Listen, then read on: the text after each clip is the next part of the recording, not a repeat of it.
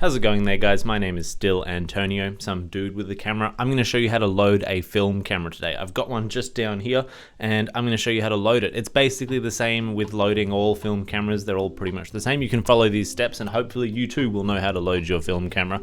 So onwards with the tutorial. Oh, I should also mention, I think I'm just making this video just because I'm in my YouTube tutorial phase of my life. Don't know how long it will last, but anyway, moving back to the camera. This is a Nikon F3. I have a video about this camera if you want to go and check that out. The first thing you have to do when loading your film camera is make sure that you have checked to see if there's actually any film in it first. You can't really check, you sort of have to guess or know, and if you don't know, there'll be a button somewhere on the camera that will either rewind the film back in, or you can hold it down like this one just here, and this will release the tension on the spool, which will then allow you to wind the film back inside. If you feel a little bit of tension when you're winding, it probably means there's film inside, and you basically just keep going until it has stopped. But because this has no film inside it, there is no tension, which means it is safe to open up. So to do it, a lot of cameras will need you to pop off the little top, whatchamacallit thingo. Let's call it a dongle. We're gonna pop up the dongle, and what this dongle popping will do is open up the back. You can see that there's no film inside this camera. We are going to load a roll of Portra 400 today. So to do that, the first thing you need to know is that film is light sensitive. If you expose any of the film to light, the area that is exposed will be gone forever.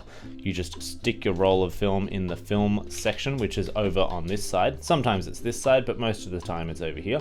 Then you're going to pull the leader of the film across, not too far, and you're just going to stick it into the end of the spool.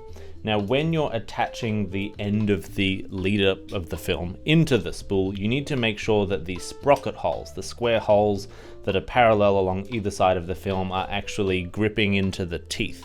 If they don't do that, it's not going to wind properly, and I'll show you a technique to tell if it's winding without actually opening the back later on in the video. So once you've got your film stuck in that little spool, you're going to wind the lever just a little bit so that it does one rotation. That's what I like to do anyway.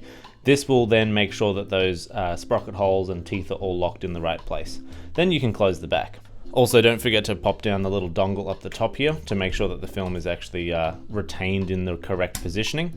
And you're basically ready to start the end of the loading procedure. So for this particular camera here, because we've already wound the film once, I can't wind it again. And the frame that was in there was already exposed to light, that happens when you load the film. So all you have to do now is just take a photo or release the shutter. So for mine, I'm gonna use this backup lever down the bottom just because I can't be bothered turning the camera on. This will then fire the shutter. Then you can wind it again. On the top of your film camera, there should be a little counter. The Nikon F3 requires you to go to, I think, 1 or 0 to take the first photo. On 0, when you take a photo, it will actually give you half a frame, which looks pretty cool, but might not be what you want. So I usually go to frame 1 most of the time. And before I forget, the secret tip to know if your film is winding properly every time you wind the lever is you look at the spool wheel on the other side here, and if that spins, oh, I better take a photo first. Here we go. If that spins while you're winding the lever, it means that the tension is pulling all the way through, which is exactly what you want. That means that your camera is now loaded properly and is good to go. And a bonus tip for you guys, if you end up winding your film in and it's good to go, I always recommend after you take a photo, don't wind it. It will mean that you're a little bit slower to then take a photo next time because you have to wind it to take a photo, but it means that if your camera gets bumped or jostled around in your bag, you're not going to accidentally take a photo of the inside of your bag if it's pre-wound. So I usually only wind it before each photo, not after. That's about it for the tutorial on this one, guys. Hopefully you found that enlightening, and I will catch you guys in the next one.